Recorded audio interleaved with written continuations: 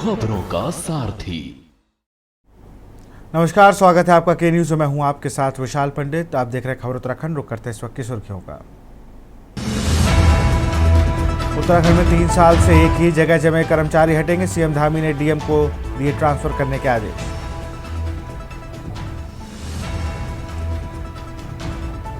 सेतु आयोग बनाएगा उत्तराखंड 2050 का रोड मैप। सीएम धामी ने सुझाई 3 चरणों की योजना। धामी सरकार 4 धाम यात्रा के लिए तैयार। आज होगी बड़ी बैठक। सीएम ने श्रद्धालुओं से की खास अपील। देहरादून में गांधी पार्क का होगा सौंदर्यीकरण। नगर निगम ने की तैयारी शुरू। मेयर बोले गांधी पार्क देहरादून का दिल है। चंपावत के धूरा गांव में पानी की भारी किल्लत। पाइपलाइन तो है लेकिन पानी नहीं। कई किलोमीटर दूर से ढोना पड़ रहा है पानी। देहरादून में दर्दनाक सड़क हादसा। बस और लोडर ऑटो में भीषण टक्कर। छात्र समेत 2 लोगों की मौत, 14 गंभीर रूप से घायल। आप देख रहे हैं के न्यूज, खबरों का सारथी। और बुलेटिन की शुरुआत करेंगे देहरादून की खबर के साथ। सीएम धामी का बड़ा निर्देश। जिलाधिकारी संघ वर्चुअल बैठक में दिया आदेश। 3 साल से अधिक समय से तैनात कर्मियों को हटाया जाए। 4 धाम मार्ग की सभी सड़कें 15 दिन में हो गड्ढा मुक्त। सीएम ने दिए तेजी से काम शुरू करने के निर्देश। यात्रा मार्ग पर जिलों के खास सतर्कता बरतने के आदेश। कंट्रोल रूम को पूरी तरह एक्टिव करने को कहा। सीएम ने अधिकारियों को दी सख्त चेतावनी। लापरवाही बर्दाश्त नहीं।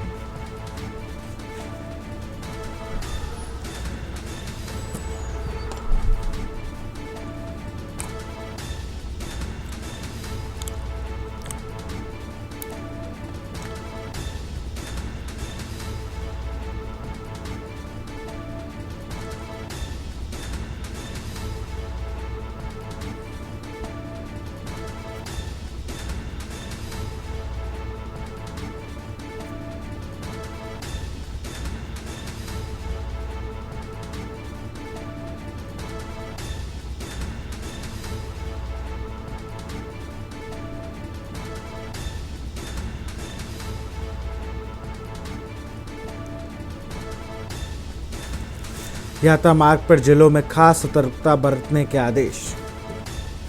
कंट्रोल रूम को पूरी तरह एक्टिव करने को कहा।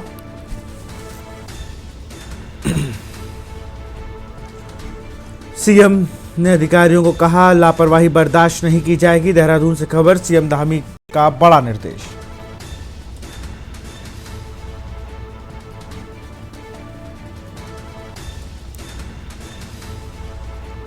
तीन साल से अधिक समय से तैनात कर्मियों को हटाया गया।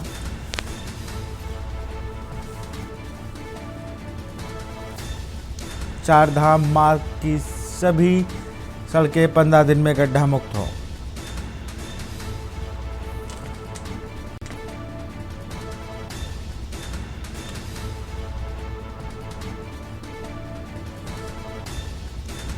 कंट्रोल रूम को पूरी तरह एक्टिव करने को कहा। सीएम ने अधिकारियों को दिए सख्त चेतावनी। लापरवाही बर्दाश्त नहीं।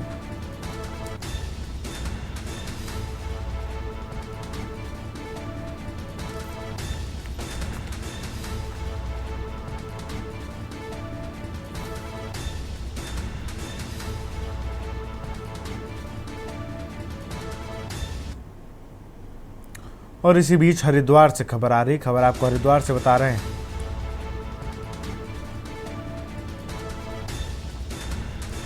लूट और मुठभेड़ में पकड़ा गया खूंखार आरोपी फरार। आरोपी अंशुल पुलिस की अभिरक्षा से चकमा देकर अस्पताल से फरार।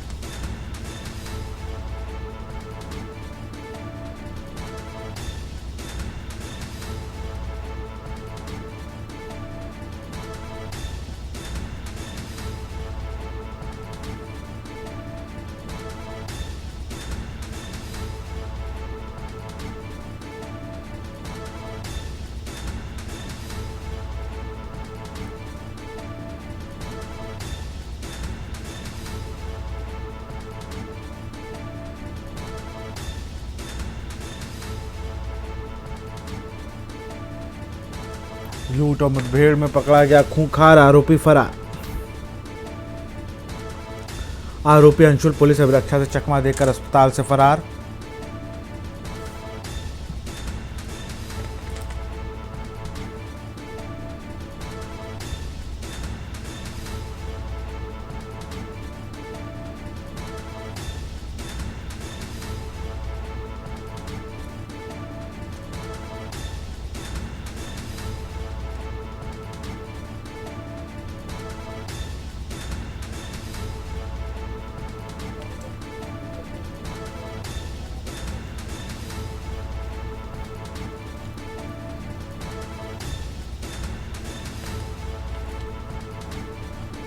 लूट और मुठभेड़ में पकड़ा गया खूंखार आरोपी फरार।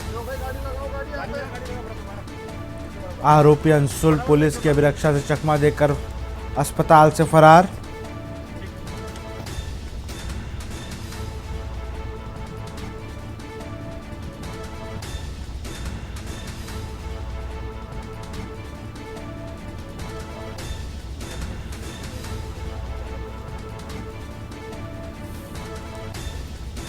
आरोपी अंशुल पुलिस अभिरक्षा से चकमा देकर अस्पताल से फरार।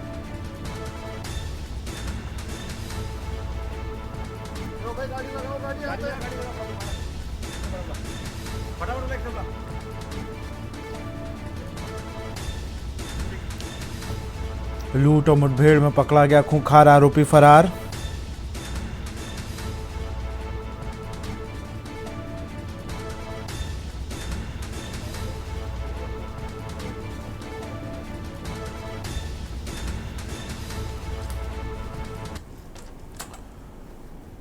उत्तराखंड की राजधानी देहरादून में इंडियन किसान यूनियन और आलूवालिया कर्णवाल जायसवाल महासभा ने अपनी 2 प्रमुख मांगों को लेकर जिलाधिकारी कार्यालय में प्रदर्शन किया। किसानों ने गेहूं के समर्थन में मूल्य में बढ़ोतरी की मांग करते हुए ज्ञापन सौंपा। साथ ही उन्होंने ट्रांसपोर्ट नगर का नाम बदलकर सरदार जस्सा सिंह आलूवालिया नगर रखने की अपील की। ज्ञापन मुख्यमंत्री के नाम जिलाधिकारी को सौंपा गया। संगठन ने चेतावनी दी कि जल्द निर्णय नहीं हुआ तो आंदोलन और तेज किया जाएगा।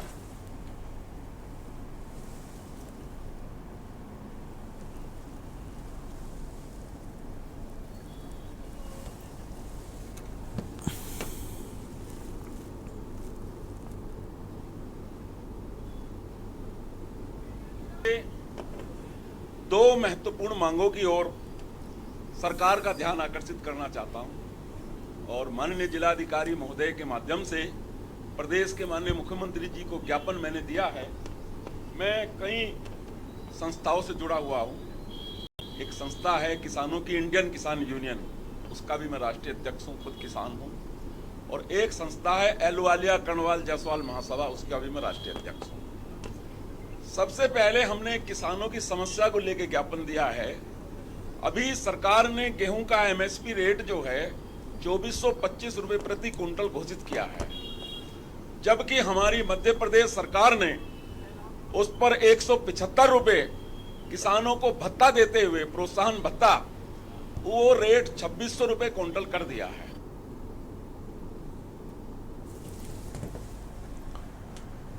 राजधानी देहरादून के गांधी पार्क को अब नए रूप से सजाया संवारा जाएगा। नगर निगम की बोर्ड बैठक में सौंदर्यीकरण को लेकर निर्णय लिया गया है। मेयर सौरभ थपलियाल ने कहा कि गांधी पार्क शहर का दिल है, इसे और सुंदर बनाना जरूरी। उन्होंने बताया कि पार्क में नई लाइटिंग व्यवस्था की जाएगी ताकि रात में भी पार्क जगमगाता नजर आए। जल्द ही लोग गांधी पार्क को बदला हुआ स्वरूप देखेंगे।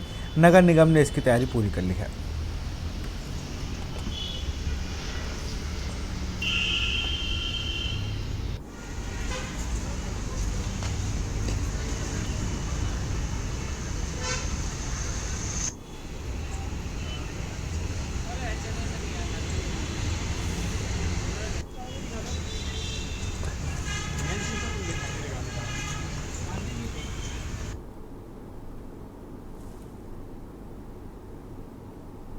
देखिए, जो गांधी पार्क है वो देहरादून शहर का दिल है, हार्ट है। गांधी पार्क को खूबसूरत होना ही चाहिए और वो बिल्कुल हमारे शहर के बीच में, हम उसको बड़ा एक खूबसूरत सा गांधी पार्क को उसका वहाँ पे निर्माण करना चाहते हैं और वो जगमग होता रहे और विद्युत वहाँ पे रोशनी से वो सरोवर वहाँ पे रहे। तो इस प्रकार का मैं वहाँ पे एक खूबसूरत जो है वो वातावरण वहाँ पे तैयार करना चाहते हैं।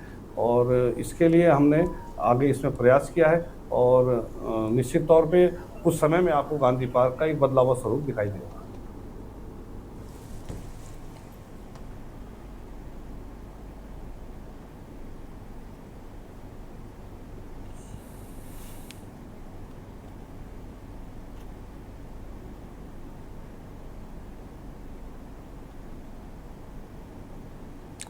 उत्तराखंड के जनपद चंपावत के ग्राम पंचायत धूरा में ग्रामीण किलोमीटर दूर से ले जाते हैं पानी। सरकार की योजना हर घर नल के तहत नहीं मिल पा रहा है ग्रामीणों को पानी। कोसों दूर सरकार नल पानी ढोने को मजबूर गांव की महिलाएं। चंपावत जनपद के ग्राम पंचायत धूरा में घरों में पानी की किल्लत के चलते आज भी सरकारी नल से पानी ले जाने को मजबूर होना पड़ रहा है। पानी ढोती ग्रामीण महिलाओं ने बताया कि वर्षों से गांव में लगा सरकारी नल से ही पानी ले जाना पड़ता है। गांव में पाइपलाइन तो है लेकिन उसमें पानी नहीं आता।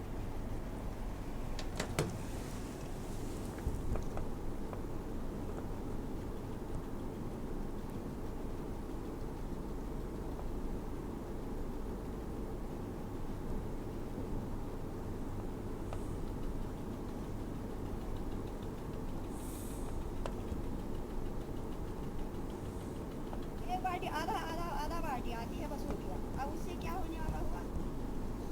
तो पानी आता ही नहीं घरों में?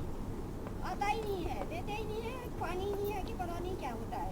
तो सरकार की जो योजना चल रही थी हर घर नल हर घर जल, ये भी नहीं है, इसमें भी नहीं पानी आता है। यही तो फिर यही तो फिर ये नल लगे हैं इसी में नहीं देते हैं पानी। तो सरकारी नल से भरा जाता है पानी? उससे उसी में तो नहीं देते हैं, फिर इससे भरते हैं। हम तो इसी से ले जाते हैं ऐसे शीर में। कितने सालों से भरते हुए? अरे साल तो बहुत हो गए हैं बाबू, और सारी उम्र चले गई है। आप क्या करते हैं? आप ये पानी लेके आ रहे हो, कौन से नल से लेके आ रहे हो? सरकारी नल से, हैंडपंप। कितने सालों से पानी भर रहे हो इस हैंडपंप से? 6 साल से। 6 साल से पानी भर रहे हो? तो आपके घर में पाइपलाइन नहीं बिछी है अभी? पाइपलाइन तो है, नल है, लेकिन उसमें पानी नहीं आता है। तो आपने कभी शिकायत की लोगों से कि नहीं आता है? कहा, लेकिन वो कहते पानी नहीं है यहाँ, पता नहीं। हरिद्वार में प्रेम नगर चौक के पास हरियाणा के युवकों और ई रिक्शा चालकों में मारपीट हो गई। घटना देर रात की है जब ई रिक्शा चालकों ने हरियाणा के 3 युवकों पर लाठी डंडों से हमला कर दिया। बताया जा रहा है कि सारा विवाद कार से ई रिक्शा को टक्कर मारने के बाद शुरू हुआ, जिसके बाद दोनों पक्ष भिड़ गए। मारपीट और हंगामे की सूचना पाकर पहुंची पुलिस ने थाना पुलिस ने दोनों पक्षों को 5 लोगों को गिरफ्तार किया और शांति भंग में उनका चालान कर दिया। हंगामा और मारपीट कर रहे 2 लोग भागने में कामयाब रहे। दोनों पक्षों के 4 लोग घायल बताए जा रहे हैं।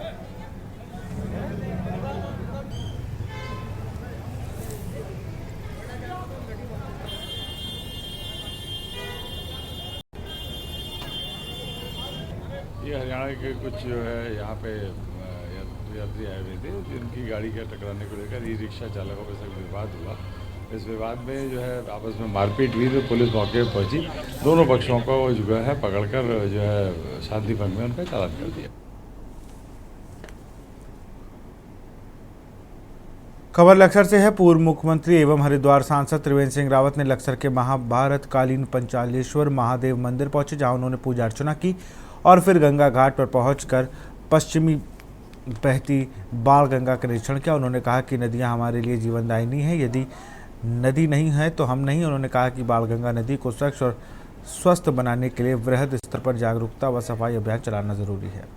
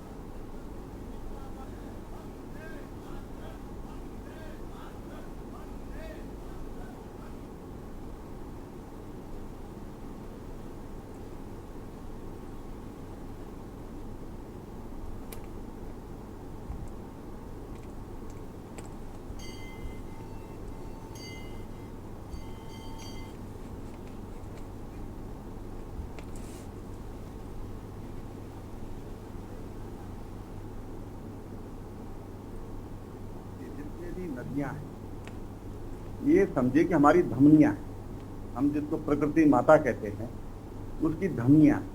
अगर ये धमनियां डिस्टर्ब होंगी तो फिर हमारी जो इकोसिस्टम है जो वो प्रभावित होगा और उससे न केवल नदियों का अस्तित्व खतरे में होगा बल्कि तमाम जो मनुष्य हैं और प्राणी हैं, वनस्पतियां हैं, वो सब नष्ट हो जाएंगे। उत्तराखंड में चारधाम यात्रा के लिए बड़ी संख्या में श्रद्धालु रजिस्ट्रेशन करा रहे हैं, लेकिन अब गढ़वाल कमिश्नर ने वीआईपी दर्शन पर रोक लगाने का बड़ा फैसला लिया है। आईजी गढ़वाल राजीव स्वरूप ने बताया कि यात्रा के पीक सीजन के दौरान किसी को भी वीआईपी ट्रीटमेंट नहीं मिलेगा। उन्होंने यह भी बताया कि शासन स्तर से सभी राज्यों को निर्देश दिए गए हैं कि उनके वीआईपी का स्वागत किया जाएगा, लेकिन वह सभी श्रद्धालुओं की तरह यात्रा करेंगे। शुरुआत में वीआईपी दर्शन को लेकर सख्ती बरती जाएगी और सुरक्षा व्यवस्था समान रूप से सभी श्रद्धालुओं के लिए लागू की जाएगी।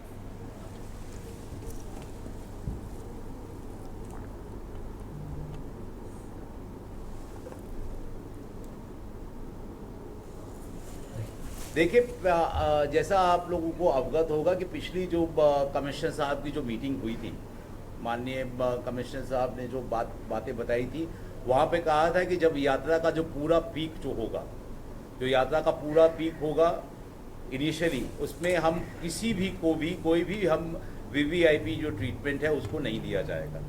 तो ये संबंधित विभागों से, शासन स्तर से भी कंसर्निंग सारे स्टेट्स को ये लिख दिया गया है कि उनका जो वीवीआईपी हैं उनका बहुत स्वागत है, लेकिन उनका स्वागत एक जैसा हमारा एक श्रद्धालु जैसा आता है, उन्हीं की तरह से उनको हम वही सुरक्षा व्यवस्था और सारी व्यवस्था उनको बना के देंगे। खबर देहरादून से, जहां धामी सरकार ने हाल ही में 38 दायित्वधारी नियुक्त किए हैं, जिसमें केदारनाथ की पूर्व विधायक स्वर्गीय शैला रानी रावत की सपुत्री ऐश्वर्या रावत को उत्तराखंड महिला आयोग का उपाध्यक्ष का दायित्व सौंपा गया है। इस नियुक्ति पर ऐश्वर्या रावत ने भाजपा का आभार व्यक्त करते कहा कि वह हमेशा से महिलाओं के लिए अधिकारियों के काम कर रही थी और अब इस नई जिम्मेदारी से महिलाओं की समस्याओं का समाधान करेंगी। उन्होंने कहा कि उनका पहला ध्यान घरेलू हिंसा और नाबालिग लड़कियों के विवाह की रोकथाम पर होगा, ताकि महिलाएं अपने अधिकारों के लिए आगे आ सकें।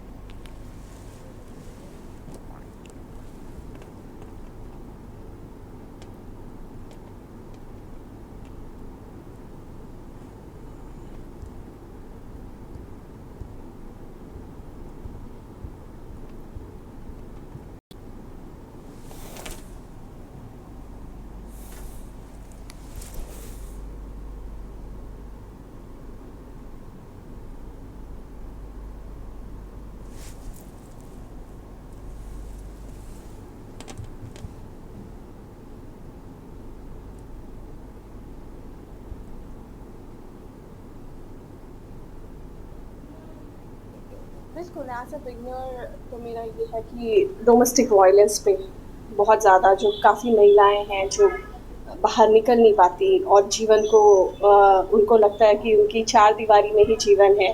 सबसे पहले उनके बीच में अवेयरनेस, और दूसरा मेरा फोकस है हमारे क्षेत्रों में छोटी बच्चियों के विवाह हो गए। उत्तराखंड में नया शिक्षा सत्र शुरू हो गया है। बच्चे स्कूल जाने लगे हैं, लेकिन बाजार में एनसीईआरटी किताबें उपलब्ध नहीं हैं, जिसका फायदा उठाकर प्राइवेट स्कूल 4 गुना महंगी किताबें लगवा रहे हैं। राजधानी देहरादून में लंबे समय से जिलाधिकारी समीन बंसल को किताब विक्रेताओं की मनमानी की सूचना मिल रही थी, जिसके बाद उन्होंने इस पर सख्त कार्रवाई करने के निर्देश भी दिए हैं। स्कूलों के गठजोड़ वाली प्रमुख दुकानों और अभिभावकों से आज शिकायतें मिलने पर बुक स्टोर मालिकों पर कार्रवाई की जा रही है। इस रिपोर्ट को देखिए।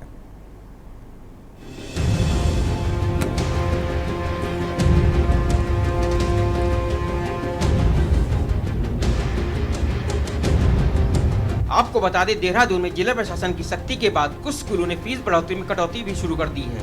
इस संबंध में डीएम समीन बंसल ने चेतावनी दी है, जिसमें उन्होंने निजी स्कूलों की फीस के अलावा कापियों पर स्कूल का नाम और लोगों का चलन खत्म करने को कहा है। साथ ही कहा कि 3 साल में 10% से अधिक फीस वृद्धि नहीं होनी चाहिए। किसी को भी शिक्षा में मनमानी नहीं करने दी जाएगी और प्रशासन ऐसे स्कूलों के खिलाफ सख्त कार्रवाई करेगा। जिलाधिकारी समीन बंसल ने नियम न मानने वाले स्कूलों पर कार्रवाई की शुरुआत कर भी दी है, जिसको लेकर शहर के 4 नामी बुक डिपो पर ताला जड़ा जा चुका है।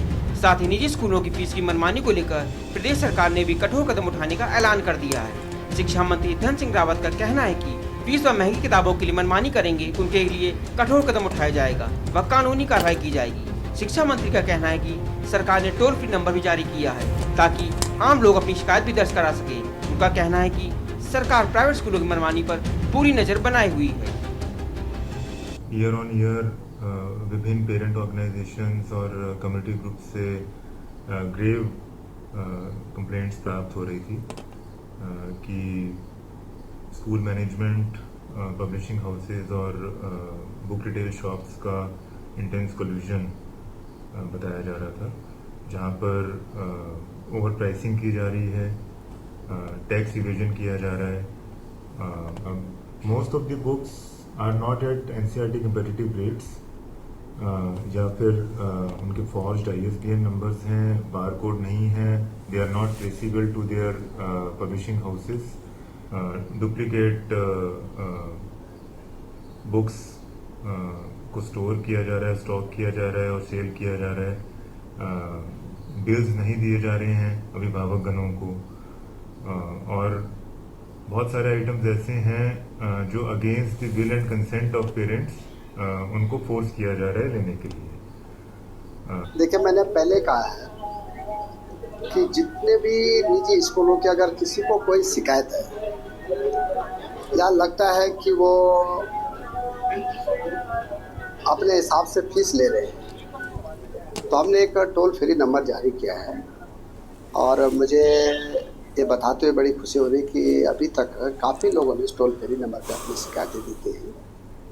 और आपने देखा होगा कि जिला प्रशासन ने भी काफ़ी जगह जो है संबंधित स्कूलों को बुलाया है। और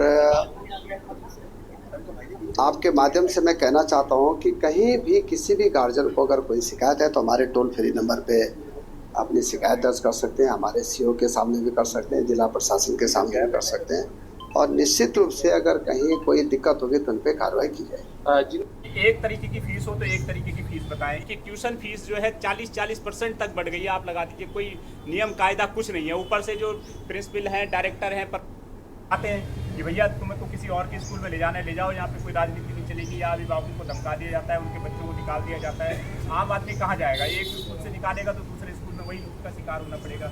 ट्यूशन फीस अलग है, आपकी बिल्डिंग बनाने की फीस तक जो है ये अभिभावकों से ले रहे हैं। उसके अलावा तमाम प्रशिक्षण फीस, लैब फीस, आपकी कल्चरल एक्टिविटीज़ फीस, तमाम तरीके की फीस जो है इनको जोड़ दी जा रही है। पंजीयन शुल्क ये अलग लेते हैं, एनुअल फीस ये अलग लेते हैं, ट्यूशन फीस ये अलग लेते हैं, साल भर में एक और फीस अलग से लेते हैं। ये अपने आप में अभिभावक जो है जिसके 2 बच्चे होंगे वो कहाँ तक जाएगा? आपको बता दें, निजी स्कूल संचालकों और प्रतिनिधियों के साथ बैठक में जिलाधिकारी बंसल के निर्देश पर मुख्य विकास अधिकारी अभिनव शाह ने शहर के विभिन्न स्कूल संचालकों के साथ बैठक की थी। इस दौरान स्कूल के 5 वर्ष के फीस स्ट्रक्चर का परीक्षण भी किया गया। वार्ता में स्कूल संचालक को सख्त हिदायत दी गई कि उन्हें right to education RTI act का पालन करना ही होगा। स्कूल संचालकों को साफ साफ कहा गया है कि एक्ट के अनुसार स्कूल 3 वर्ष में अधिकतम 10% की फीस वृद्धि कर सकते हैं। इसके साथ ही यदि 10% की अधिकतम फीस बढ़ाई जा रही है तो स्कूल प्रशासन इसके पीछे के कारण शिक्षा विभाग को अनिवार्य रूप से बताएंगे। मुख्य विकास अधिकारी ने स्कूल संचालकों को विभिन्न नियमों की जानकारी भी दी गई। साथ ही बताया यदि इसके बाद भी मनमानी की बात सामने आई तो सख्त कार्रवाई अमल में लाई जाएगी। जिलाधिकारी सविन बंसल ने यह भी स्पष्ट किया कि कोई भी स्कूल अभिभावकों को निश्चित दुकान से यूनिफॉर्म या कॉपी किताब खरीदने का दबाव नहीं बना सकते हैं। इस तरह की शिकायत मिलने पर त्वरित कार्रवाई की जाएगी। इसके साथ ही जिलाधिकारी ने कहा कि स्कूल संचालकों को राज्य सरकार के नियमों के बारे में भी बताया गया है। उन्हें हिदायत दी गई है कि वे NCERT की पुस्तकों से ही पढ़ाई करवाएंगे। इस नियम का पालन न किए जाने पर भी कार्रवाई की जाएगी। विपक्ष ने शिक्षा की आड़ में मनमानी कर रहे निजी स्कूलों पर लगाम न लग पाने की सरकार की नाकामी बताया है। साथ में अगर प्राइवेट स्कूलों की फीस की मनमानी और किताब, कॉपी और ड्रेसेस में जिस तरीके से वो मनमानी ढंग से पैसे मांगते हैं अभिभावकों से, इस पर कड़े रुख अपनाए होते तो ये नौबत ना आती। ये बात समझने की है कि अभी आपने 3 दिन पहले देखा कि पलायन निवारण आयोग की जो रिपोर्ट आई है जिसमें शिक्षा की जो स्थिति है, स्कूलों की जो स्थिति है, टीचर्स नहीं है, बच्चे नहीं हैं, इंफ्रास्ट्रक्चर नहीं है। पलायन आयोग ने ये बता दिया है कि 15% से ज़्यादा योगदान जो है पलायन करने का वो शिक्षा व्यवस्था है। तो मुझे लगता है ये सरकार की और जो प्राइवेट स्कूल ओनर्स हैं उनकी मिली भगत है, सरकार उनके साथ मिली हुई है, तभी वो जो है सरकारी स्कूलों पे ध्यान नहीं दे रही, क्योंकि सरकारी स्कूल बंद होने की कगार पर हैं, तभी तो प्राइवेट स्कूल्स आगे बढ़ पाएंगे। यही वजह है कि आप सरकारी स्कूल की तरफ ध्यान नहीं दे रहे हैं, प्राइवेट स्कूल यही अपनी मनमानी कर रहे हैं। उत्तराखंड क्रांति दल हमेशा उत्तराखंड में जो है भ्रष्टाचार मुक्त चाहता है और उसके लिए हमेशा ये ठोस कदम उठाने की कार्रवाई करता है। अब जहाँ तक प्राइवेट स्कूलों में फीस की मनमानी या उनकी अपने तरीके से स्कूल चलाने का सवाल है, वो सीधा सीधा सरकारी स्कूलों में जो विफलता है उसके कारण है।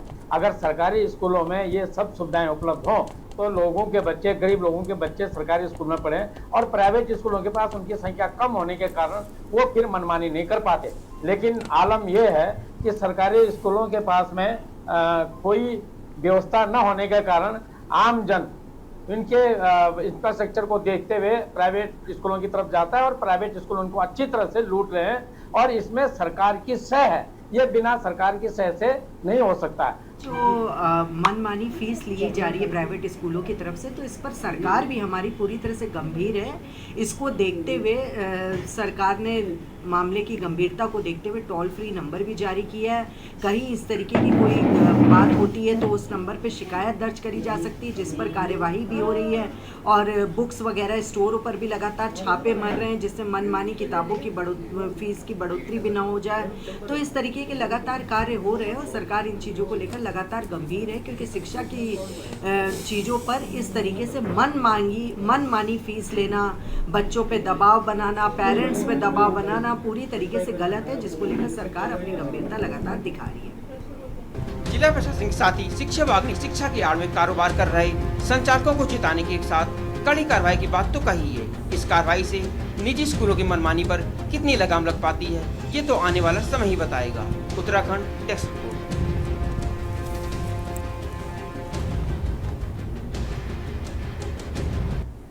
तो फिलहाल खबर उत्तराखंड में इतना ही। देखते हुए न्यूज़ इंडिया। नमस्कार। आप देख रहे हैं के न्यूज़, खबरों का सार